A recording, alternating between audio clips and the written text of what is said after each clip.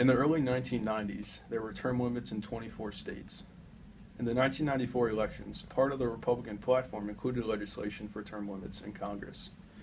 After winning the majority, a Republican congressman brought a constitutional amendment to the House floor that proposed limiting members of the Senate to 2 6-year terms and members of the House to 6 2-year terms.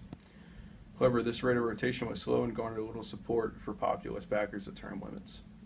The bill only got a bare majority, not fulfilling the 2/3 majority needed for a true constitutional amendment.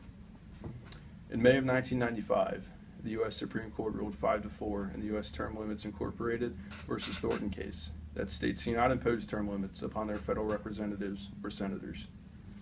Defeated in Congress and overridden by the Supreme Court, the federal term limit uprising was brought to a halt.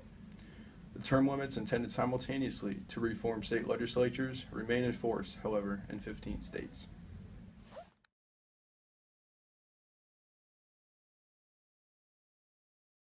Within the debate about congressional term limits, there are many important questions that need to be asked, including, are career politicians a liability more than an asset? Do term limits improve democracy? And do term limits curb influence of special interests? To answer these important questions, we can look at the recent polarization and lack of productivity in Congress, as well as the dismal approval ratings. Historically, being a politician was not supposed to be a career. Originally, it was supposed to be viewed as a civic duty, and once you were done serving, your term was over.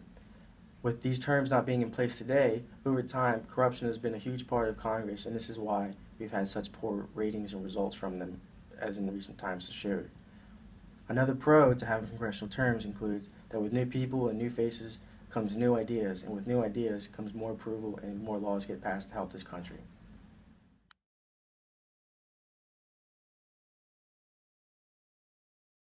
Is bipartisanship a true presence in Congress? It does not seem to present itself as a truly influential factor. There's a huge lack of compromise due to the polarized ends of liberals and conservatives making up the House and the Senate. Voters and representatives are being strategically selected through gerrymandering, where state legislatures are redrawing district lines to the advantage of one political party. There's also the issue of money and tenure.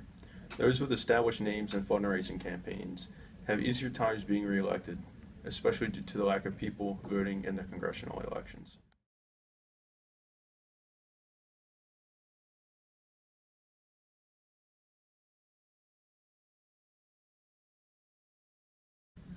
Lack of bipartisanship in Congress is also due to lack of voting. Polarization in Congress is mainly due to lack of voting in primaries and congressional elections.